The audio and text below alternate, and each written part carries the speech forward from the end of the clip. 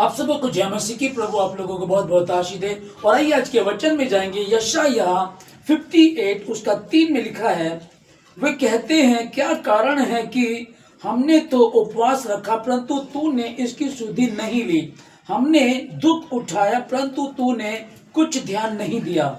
सुनो, उपवास के दिन तुम अपनी ही इच्छा पूरी करते हो और अपने सेवकों से कठिन कामों को कराते हो। परमेश्वर के पवित्र वचन के पढ़े, सुने, समझे और कबूल के जन्म परमेश्वर की आशीष हो।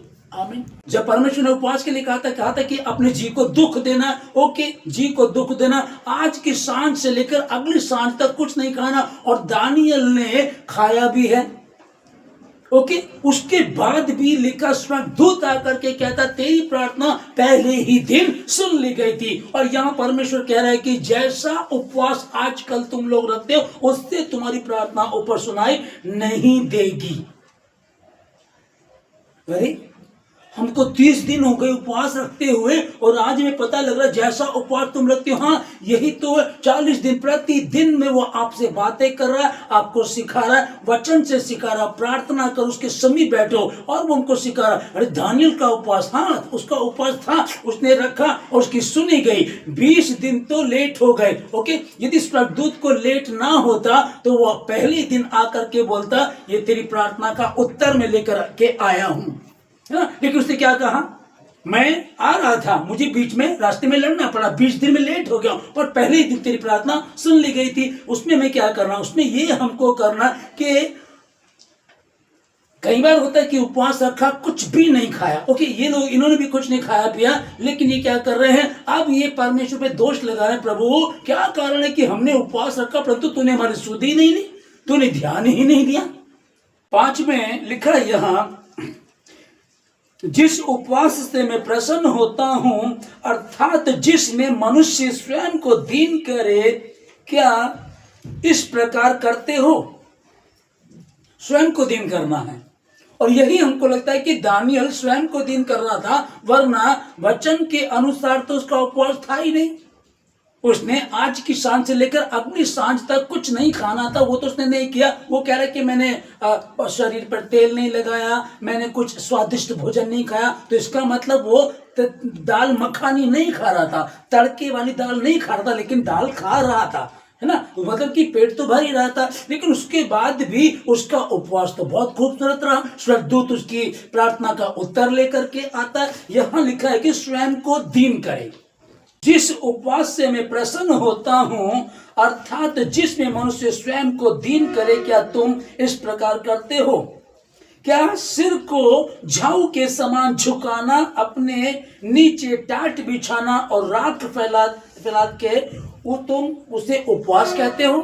तो झाऊ के समान का मतलब क्या है कि जब तूफान आता है, जो झाऊ का वृक्ष होता है, तूफान जब आता है तो वो ऐसे झुक जाता है और जब तूफान थम जाता है तो वापस अपनी पोजीशन में आ जाता है। इसका मतलब कि वो फ्लेक्सिबल है। वो पहले जब तूफान आया वो झुक जाता है, तूफान चला जाता है वैसे हो जाता है। जब उपवास आता है तो उपवास के दिनों में अपने आप को हम दीन कर लेते हैं और जैसे ही उपवास खत्म होते हैं वापस फिर हम लोग अपनी पोजीशन में आ जाते हैं। क्या तुम इस प्रकार का उपवास करते हो। कई लोगों को जब मैं सुनता हूं कि भाई साहब उन्होंने ना इन रोजों के दिनों में, ईस्टर में ना पूरे उपवास रखे हैं और देख लो बिल्कुल भी दारू नहीं पी, और उपवास जिस दिन खत्म हुआ ईस्टर की रात को इतनी दारू पी कि वो ऐसे पड़े हुए थे।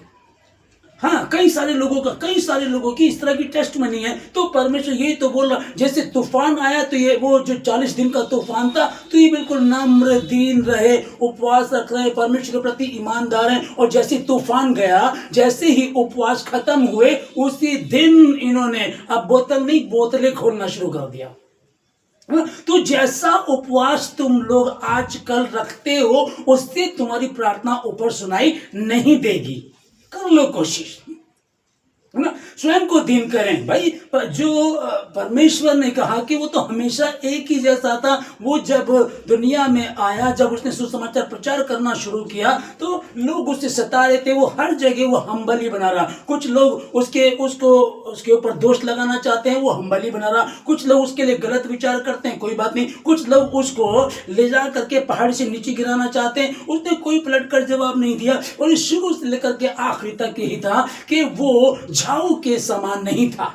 वो झाऊ के वृक्ष के समान नहीं था कि ओके, जब प्रचार कर रहे हैं तो बस ऐसा कि वो ये तो बहुत आत्मिक बंदा, जैसे पुलपिट से उतरे, किसने कुछ बोला, हमने गालियां निकालना शुरू कर दिया, हमने झगड़ा करना शुरू कर दिया। परमेश्वर का वचन बता रहा है ना कि भैया तुम कपटियों के समान मुंह मलान मत रखना, कपटियों के समान उपवास मत रखना। मुंह धो, सर पर तेल लगा, ताकि लोग नहीं तेरा पिता जाने कि तू उपवास में है। उपवास दानियेल ने रखा और भयंकर रीति से आशीष मिली है। और देखेगा कि वहां भूखा नहीं रहा वो, लेकिन तो भी उसकी प्रार्थना का उत्तर आता, स्वर्गदूत लेकर के आता और आकर के बोल रहा है कि मैं लेट हो गया था, पहले ही दिन सुन ली गई थी। तो ऐसा उपवास हमारा हो। हाँ, हो सकता है तुमने कुछ खाया, हो सकता है तुमने ज्यादा खा लिया, हो सकता है तुमने स्वादिष्ट भी खाया, जबकि दुख देना वो अलग बात है। पर परमेश्वर का आपका ऐसा रिलेशन हो जैसा दानियल का परमेश्वर से था कि उसने पहले ही दिन सूझबूझ करके प्रार्थना की और उसकी प्रार्थना सुनी गई। आमीन। लिखा कि मैं उन दिनों में 3 सप्ताह तक मैं भूखा रहा, मतलब कि स्वादिष्ट भोजन नहीं खाया 21 दिन तक। तुम 21वें दिन उसकी प्रार्थना का उत्तर आ गया, इसलिए उसने स्टॉप आ गया, ठीक है ना। यदि 22 में आता तो 22 में रखता, यदि 23 में आता तो 23 रखता। शायद 40 दिनों तक यदि उपवास उसके प्रार्थना का उत्तर नहीं मिलता तो उतने ही दिन रहता। हालेलुया। आगे, टाट बिछाना और राख फैलाना ही को तुम उपवास और यहोवा को प्रसन्न करने का दिन कहते हो। अरे वो उपवास रखते थे, अपने कपड़े फाड़ देते थे, टाट ओढ़ लिया करते थे, और दिन का क्या होता था, वो राख पर बैठ जाया करते थे। तो उन्होंने क्या किया, ये पारंपरिक रीति चल रही है कि परंपरा जो ऐसी थी, उपवास का ये दिन होता है, उपवास का ये सिस्टम होता है। हम क्या करेंगे, अपने जो कपड़े हैं वो राजवी वस्त्र निकाल दिए, टाट ओढ़ा, राख पर बैठ गए, इसको उपवास कहते थे। पर तुम उनके समान मत बनना। आमीन। वो क्या कर रहे हैं, टाट ओढ़ते ही मालूम क्या पड़ेगा लोगों, अच्छा टाट ओढ़े, अच्छा वो फास्टिंग है उसकी, है ना। राख पर बैठा मतलब वो कि दुखी है, प्रार्थना में है, तो ये तो लोगों को दिख गया। तो अब जो नए नियम में है, आप परमेश्वर से क्या कह रहा है, इस रीति से तुमको नहीं, कपटियों के समान तुम्हारे फास्ट, तुम्हारे रोजे नहीं होने चाहिए, क्योंकि वो अपना प्रतिफल पा चुके हैं। आमीन।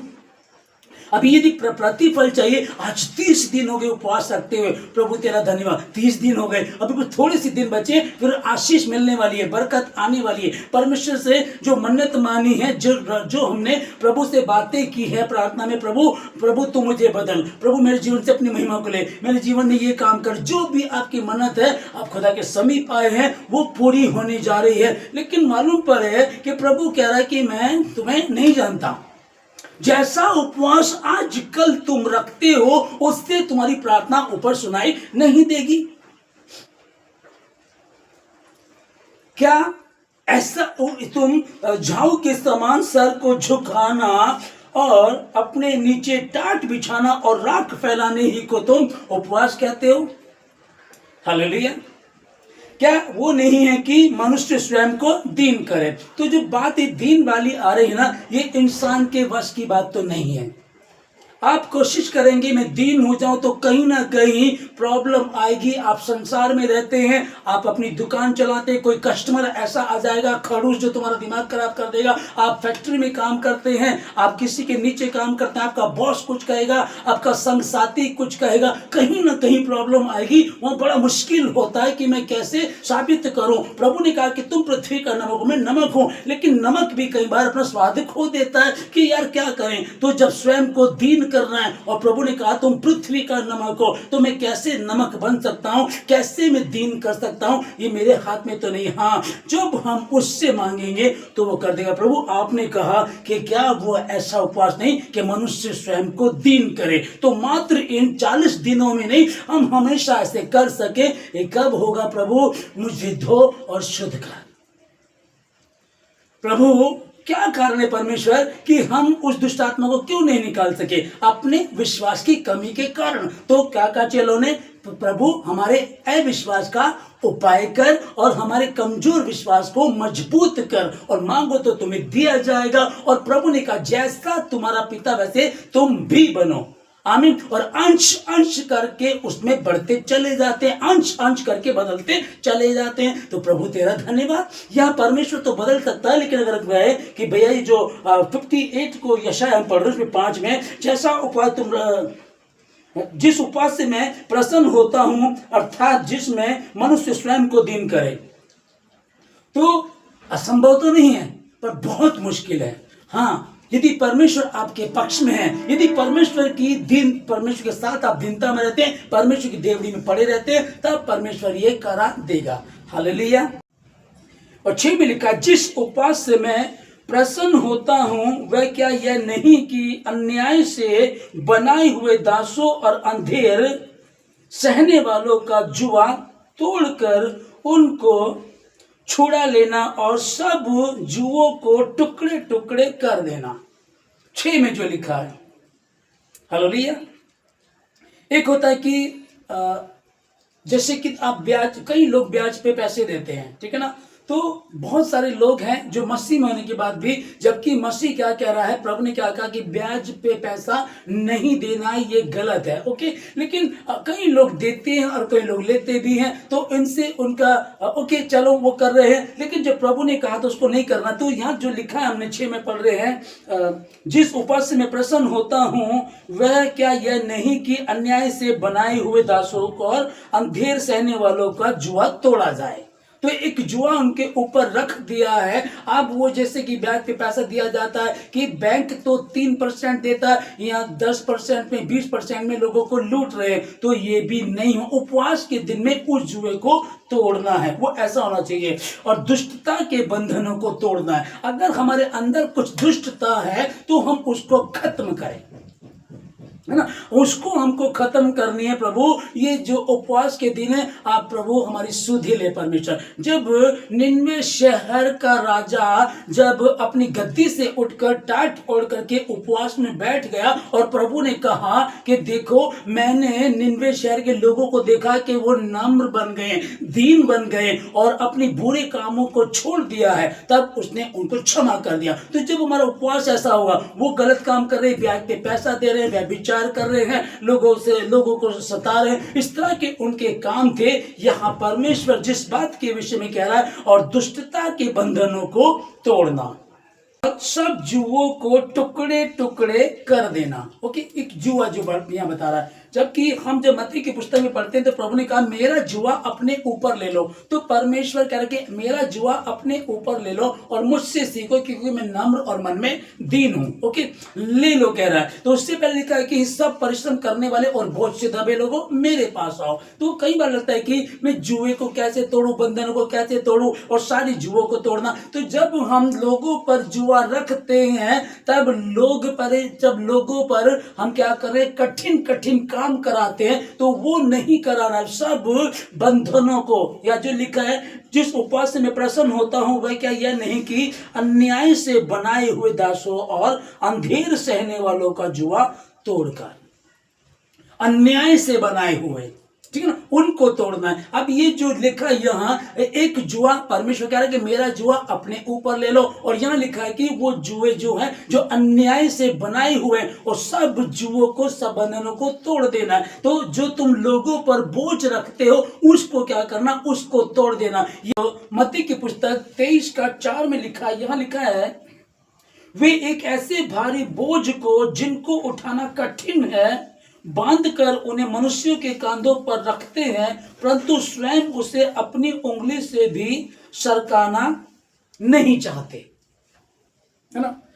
जो कहना कि कपटियों के समान उपवास नहीं करना है। कपटी के कहा गया वो सदुकी थे, फरीसी थे, वो उपवास रखते थे, लोगों को दिखाते थे कि हम उपवास है, गलियों में घूमते थे, अपना मुंह मलान रखते थे। और प्रभु ने क्या कहा, क्या करना है तुमको, तुम जो उपवास रखते हो अपने सेवकों से कठिन कामों को कराते हो। और यहाँ लिखा है कि वो भारी बोझ जो मनुष्य से उठता नहीं है, उठना मुश्किल है, वो मनुष्यों के ऊपर रख देते हैं और खुद उनको उंगली से उंगली भी लगाना नहीं चाहते, उंगली से भी टच करना नहीं चाहते। तो इस प्रकार का उपवास नहीं होना चाहिए। मेरा जुआ अपने ऊपर ले लो और मुझसे सीखो कि मैं नम्र और मन में दीन हूं।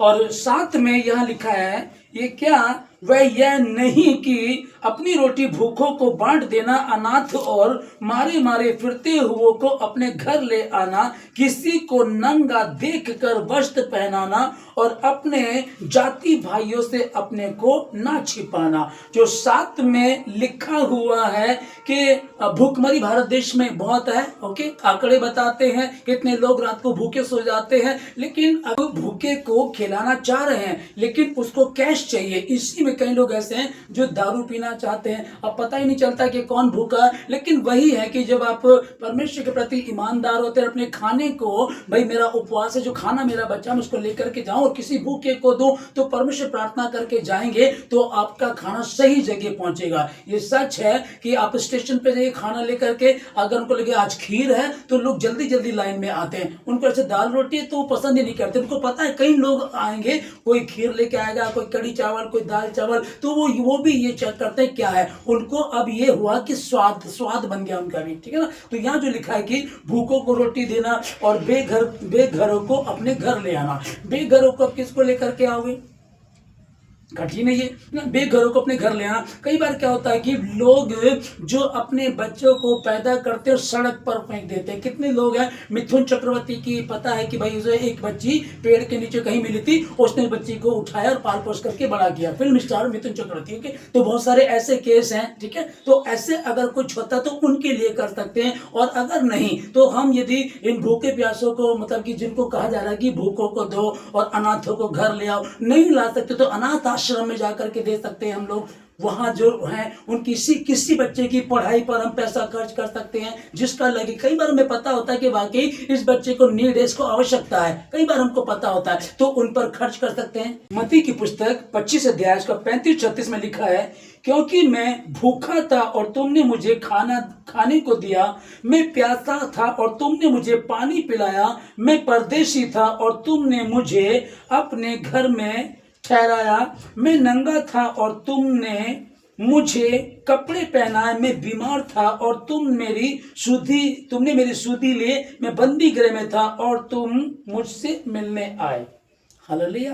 तो आगे की बात जो कि प्रभु यहाँ लिखा है कि तब धर्मी उसको उत्तर देंगे, हे प्रभु हमने कब तुझे भूखा देखा और खिलाया, या प्यासा देखा और पानी पिलाया।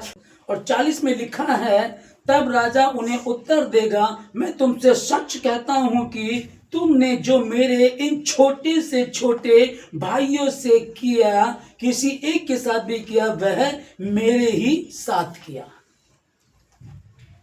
हालेलुया।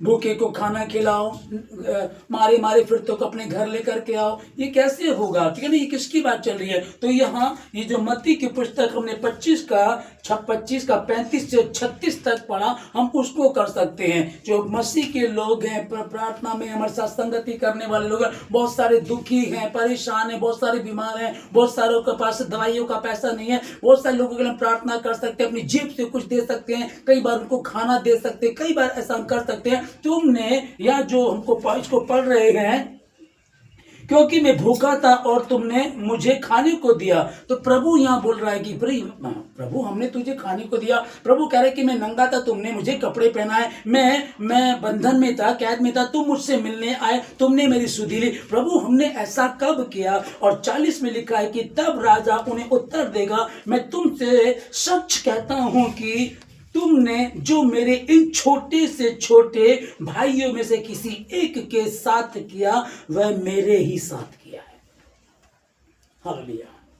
सिद्धांत परमेश्वर के वचन के, प्रभु नहीं कह रहा कि मुझे खिलाओ, उसको आवश्यकता नहीं है, लेकिन वो कह रहा है कि अगर जो कंगाल की सुधि लेता है वो परमेश्वर को उधार देता है।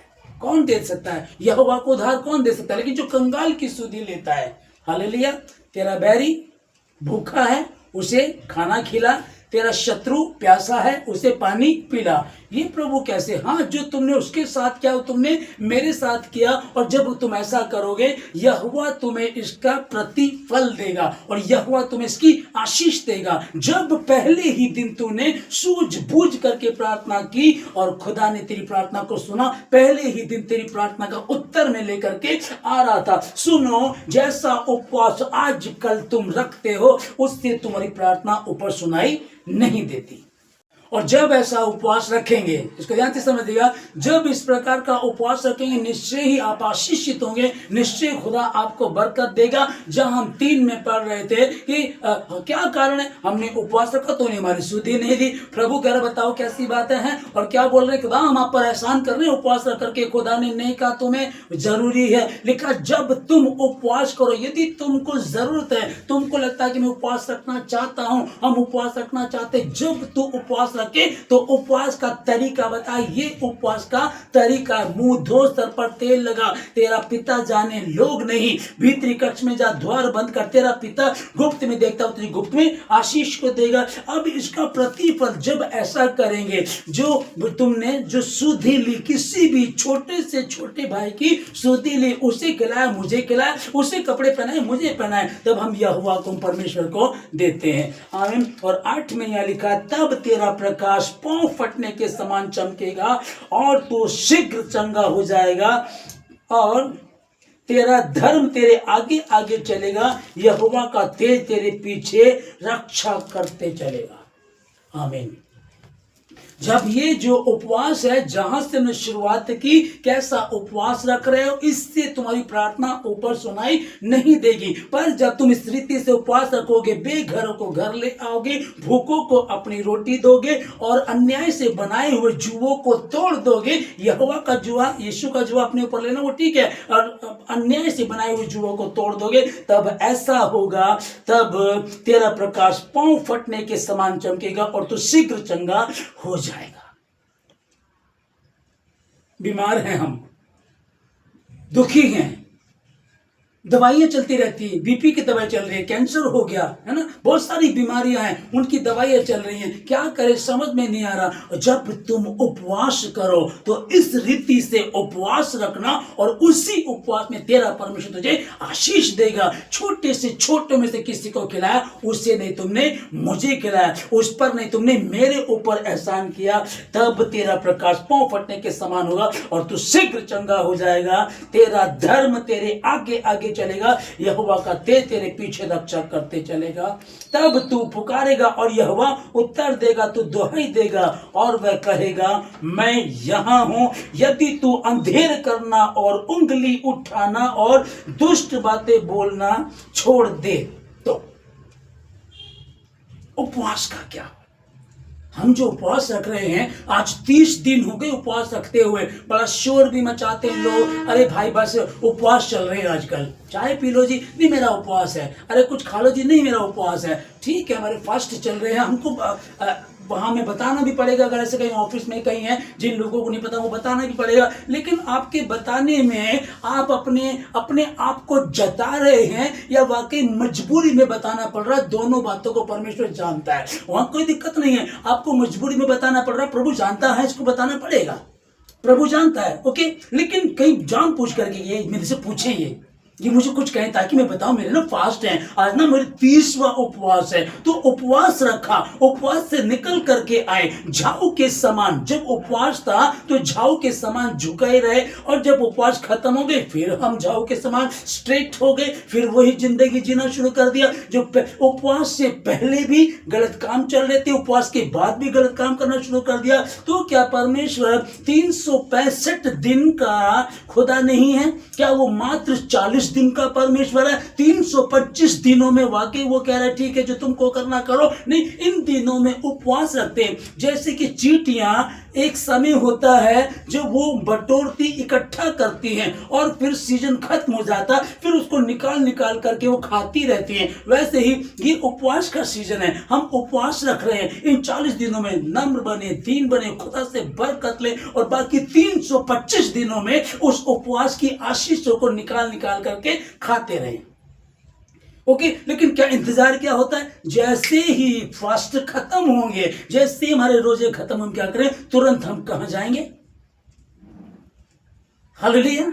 जो भी है, नहीं, उपवास के दिनों में हम गुनाह नहीं कर सकते, उपवास के दिनों में गलत काम नहीं कर सकते, उपवास के दिनों में दारू नहीं पी सकते। ओके, और जैसे ही उपवास खत्म हुए फिर वहीं पहुंच जाते। इससे तुम्हारी प्रार्थना ऊपर सुनाई नहीं देगी। और जब तुम परमेश्वर के कहे अनुसार उपवास रखते हो तो जो 58 का 8 का लिखा है, तब तो शीघ्र चंगा हो जाएगा। उसमें कुछ नहीं करना तुमको, ठीक है? दवाई खा रहे ठीक नहीं हो पा रहे हैं, बहुत प्रार्थना कर रहे ठीक नहीं हो पा रहे हैं, ठीक है ना, बहुत सारे जतन कर रहे पर ये बीमारी जा नहीं रही। और जब इस तरह का उपवास रखेंगे और तू शीघ्र चंगा हो जाएगा, तेरा धर्म तेरे आगे आगे चलेगा, यहोवा का तेज तेरे पीछे रक्षा करते चलेगा।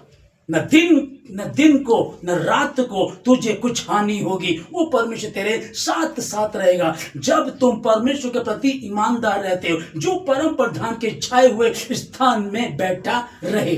40 दिन तो बैठे रहेंगे, उपवास के 40 डेज हैं, 40 दिन तो बैठे रहेंगे और 325 दिन हम उसके समीप नहीं बैठे रहेंगे, है ना? जो परम प्रधान के छाया स्थान में बैठा रहे, निरंतर बैठा रहे, 365 दिन में बैठा रहे, तब वो उसके साथ क्या होगा? तब परमेश्वर आशीष देगा, उसके निमित्त आज्ञा देगा। स्वर्गदूतों को तेरे निकट 1000, दाहिने हाथ 10,000 गिरेंगे, परंतु तुझ तक नहीं पहुंचेंगे। तब तू शीघ्र चंगा हो जाएगा।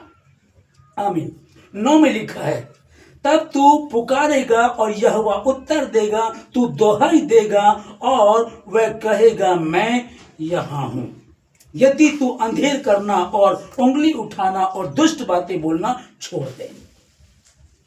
आमीन। उपवास का जो हम उपवास कर रहे हैं, इसका प्रतिफल क्या होगा? इसका जो रिप्लाई, जो इसके रिप्लाई है, इसके बदले में जो वो क्या होगा? वो शुरू होता है 58 का 7 से लेकर के 12 तक शुरू होता है। और 11 में लिखा, यहोवा तुझे लगातार लिए चलेगा और अकाल के समय तुझे तृप्त करेगा। सीजन ऑफ है, बड़ी दिक्कतें चल रही हैं, काम नहीं है, महंगाई बहुत हो गई है, जंग छिड़ी हुई है ना, पेट्रोल महंगा हो गया है, खाना आप कुछ राशन ले जाओ, बहुत सब सामान महंगा होता चला है। तुझे सोचने की आवश्यकता नहीं है, क्योंकि तू अपने परमेश्वर के प्रति ईमानदार है। तब तू पुकारेगा, यहोवा सुनेगा और तू दुहाई देगा। तू परमेश्वर को पुकारेगा, परमेश्वर कहेगा कि मैं यहाँ हूं। और जो हम लोग पढ़ रहे हैं इसमें 11 में, यहोवा तुझे लगातार लिए चलेगा और अकाल के समय में तुझे तृप्त और तेरी हड्डियों को हरी भरी करेगा और तू सींची हुई बारी और ऐसे सोते के समान होगा जिसका जल कभी नहीं सूखता। सुनो, जैसा उपवास आजकल तुम रखते हो, उससे तुम्हारी प्रार्थना ऊपर सुनाई नहीं देगी। क्या कारण है? प्रभु के मानने वाले लोग जब उपवास रख रहे हैं तो बोल रहे, कहते हैं कि क्या कारण है कि हमने उपवास रखा परंतु तूने तो हमारी कोई सुधि ली नहीं, तुमने तो हम पर ध्यान ही नहीं दिया, हमने अपने शरीर को कष्ट दिया, हम दुखी हुए। तो भैया, परमेश्वर पे एहसान कर रहे हो तो करना बंद कर दो। परमेश्वर को ऐसा उपवास पसंद नहीं आता है। हाँ, जिस उपवास से मैं प्रसन्न होता हूं, क्या वे यह नहीं है? क्या करना उसमें जो हमने पढ़ा है मत्ती 25 का 35 और 36 में पढ़ा है कि वो उस दिन कहे, प्रभु कब हमने तुझे खाना खिलाया, कब तुझे नंगा देखा, कब तुझसे मिलने आया? जो छोटे से छोटों के साथ किया वो तुमने उनके नहीं मेरे साथ किया। और जब तुम ऐसा करते हो तब मैं तुम्हारी सुनता हूं और तुमको आशीषित करता हूं। और आखिरी वचन 58 यशाया उसका 12 में लिखा है, तेरे वंश के लोग बहुत काल के उजड़े हुए स्थानों को फिर से बसाएंगे। तू पीढ़ी पीढ़ी की पड़ी हुई नींव पर घर बनाएगा। तेरा नाम टूटे हुए बाड़े का सुधारक और पथों का ठीक करने वाला पड़ेगा। हालेलुया। आशीष को देखिएगा, क्या मिलेगा इससे हमको?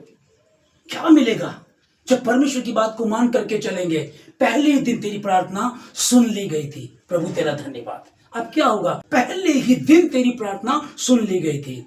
वाह, ऐसा उपवास कि हम बैठे, प्रभु मुझे परमेश्वर कुछ जवाब चाहिए, एक सवाल उसका उत्तर चाहिए, ठीक है ना? मैं जाऊं परमेश्वर, वहां आप मुझको संभालें, मेरे जीवन से अपनी महिमा को लें। खुदावन तो मुझे पृथ्वी का नमक का, मैं नमक बन सकूं प्रभु जी। मैं इन दिनों में 30वें दिन के उपवास में हूं मैं प्रभु जी।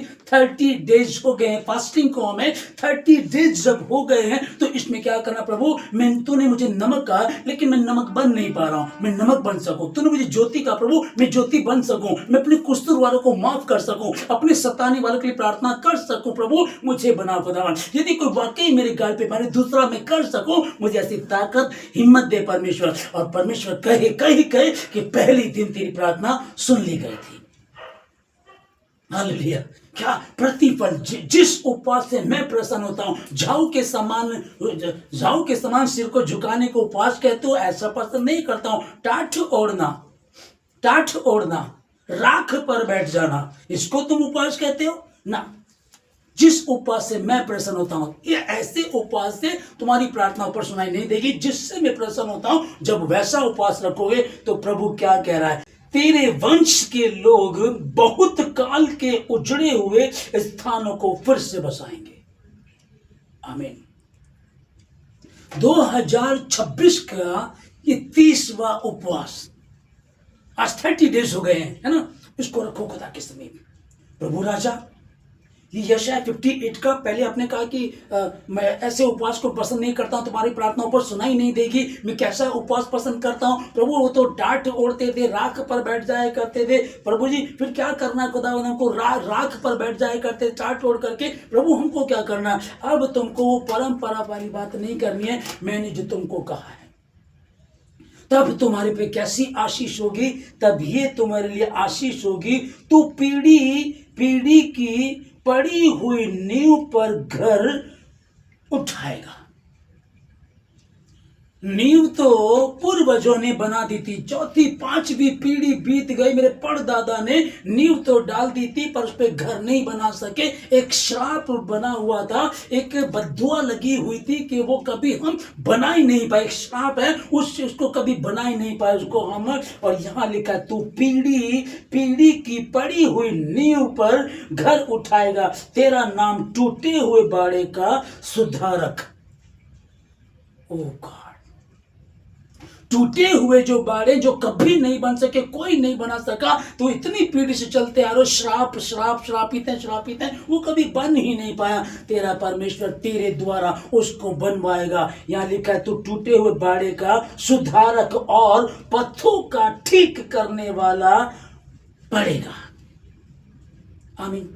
तेरा नाम ऐसा होगा, तब परमेश्वर तुझे आशीष देगा। और वाकई ही अगर हम इस आशीष को लेना चाहते हैं तो हमको ऐसा करना पड़ेगा, इसके अनुसार चलना पड़ेगा। अगर इन उपवासों में मैं चाहता, हम चाहते हैं ना, आप लोग चाहते हैं, इन उपवासों में बहुत लंबे समय से हमेशा उपवास रखते हैं लेकिन उस तरह की बरकत नहीं पा रहे थे, उस तरह की आशीष नहीं मिल रही थी। ओके, पर चिंता ना करें, अगर आप उपवास में आप लोग हैं, प्रभु आपको आशीष दे। अगर ये वाली जो हम लोग आगे जो परमेश्वर की आशीष को चाहते हैं, तो कई बार हमने इस वचन को पढ़ा सुना तो भी हम चलते रहे लेकिन वो आशीष नहीं पा सके, कि टूटे हुए बाड़े को नहीं बना पाए। जो नींव हमारे पूर्वजों ने डाली थी, अभी तक हम उस पर घर बना नहीं पाए। जो काम वो छोड़ करके अधूरा गए थे, वो अधूरा ही पड़ा, उसको पूरा नहीं कर पा रहे। तो अब पूरा होगा यीशु मसीह के नाम में। मैं क्या कहना चाहता हूं, आप लोगों को ध्यान से समझ देगा बाइबल क्या बता रही है। मुश्किल हो सकता है, नामुमकिन नहीं। हालेलुया।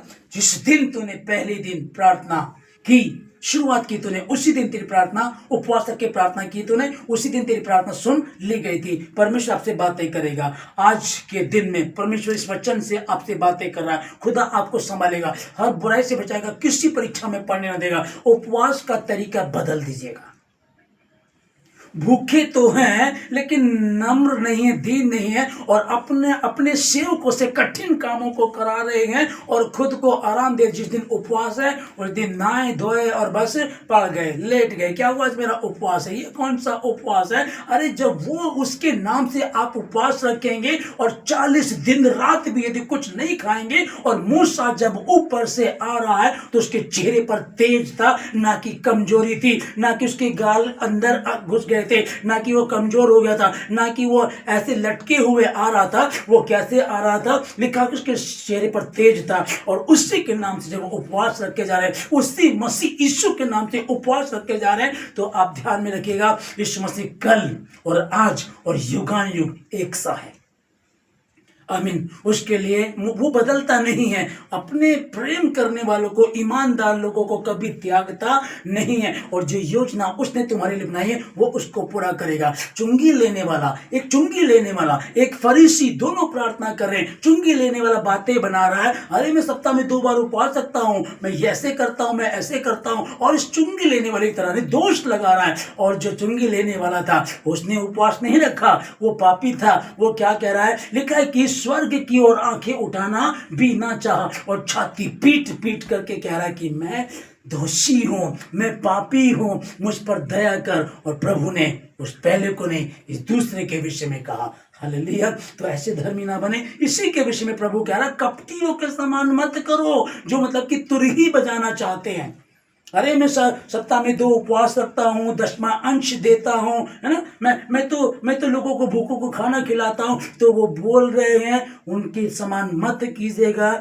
बस हम इसको पढ़ते हैं, इसमें कोशिश करें। मतलब मैं क्या कर रहा हूं आप लोगों को, कई बार हमसे भी हो जाता है, गलती हो जाती, कोई बात नहीं। जहां आंख खुली वहीं सवेरा। 2026 का 30वां उपवास आप लोगों के लिए आशीष का कारण हो, और इस बार परमेश्वर आपको बहुत ऐसे आशीष दे। प्रभु से जब उपवास रखोगे तो अब उनसे कह रहा, जैसा उपवास तुम आजकल रखते हो उससे तुम्हारी प्रार्थना ऊपर सुनाई नहीं देगी। और वो उपवास रख करके कह रहे, क्या कारण है, तूने हम पर ध्यान नहीं दिया, है ना, हमने दुख उठाया। तो प्रभु क्या कहेगा, जब तुम ऐसा करते हो, जब तुमने ऐसा किया, तो तब परमेश्वर तुम्हें आशीषित करेगा और बरकत देगा। हर बुराई से परमेश्वर आपको बचाए, किसी परीक्षा में पड़ने ना दे। मैं प्रार्थना करता हूं आप लोगों के लिए। खुदा बाप आसमानी, आज के दिन के लिए प्रार्थना करते हैं और धन्यवाद देते हैं प्रभु जी। जितने भाई बहन, जितने भवन में, जितने ऑनलाइन सुनते हैं, सबको आशीष दे, अपनी योजनाओं को उनके जीवन से पूरा करें, हर बुराई से बचाएं, किसी परीक्षा में पड़ने ना दें। आज का ये वचन प्रभु जी 30 नहीं, 60 नहीं, 100 गुना आशीष को लेकर आए प्रभु राजा। बीते दिनों में जैसा भी जीवन रहा हो, जैसे भी उपवास रहे हो, कुछ भी उलझन रही हो, कोई बात नहीं, जहां आंख खुली वहीं सवेरा। खुदा इन लोगों को आशीष दे, हर बुराई से बचा, किसी परीक्षा में पड़ने न दे। जो बुनियादें टूटी पड़ी है, जो पूर्वजों के काम जो करे थे उन्होंने, जो अधूरे पड़े हैं, उसको अब तुम पूरा करोगे। आपकी ताकत नहीं, आपका जोर नहीं, लेकिन उसी के अनुग्रह से, ना तो बल से, ना तो शक्ति से, पर आत्मा, परमेश्वर के आत्मा के द्वारा। और वो कब मिलेगा? जब हम नम्र और दीन होंगे। वो नम्र और दीन लोगों से कुछ भी अच्छी वस्तु रख नहीं छोड़ेगा, उनको आशीषित करेगा। हाँ, परिश्रम करने वाले, बोझ से दबे लोगों, मेरे पास आओ। मैं करना चाहता हूं, मैं कर नहीं पाता, मेरे से मुश्किल होता, कठिन होता, नामुमकिन में हो जाता, मैं क्या करूं? तुम्हारे लिए प्रभु ने कहा, हे परिश्रम करने वाले और बोझ से दबे लोगों, मेरे पास आओ, मैं तुम्हें विश्राम दूंगा। मेरा जुआ अपने ऊपर ले लो। प्रभु एक एक को आशीष दें, हर बुराई से नहीं बचाएं, किसी परीक्षा में पड़ने न दें। तेरी इच्छा जैसे आसमान में, पूरी जमीन पर उपवास के 30वें दिन में इन सबों की जीवन से हो जाए।